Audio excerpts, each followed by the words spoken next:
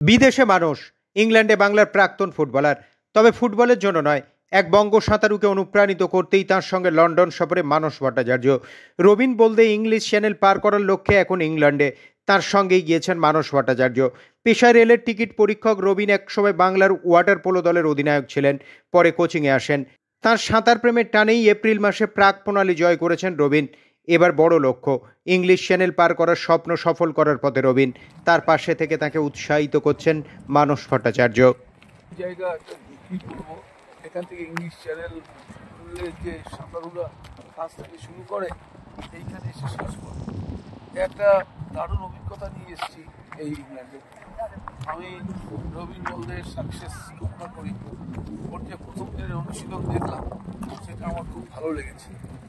এরকম একটা ঠান্ডা ওয়েদারে যেভাবে একটা বাংলার ছেলে এসে তার পরিষেবা দেখালো তাতে আমি খুব আশা করি ও সফল হবে।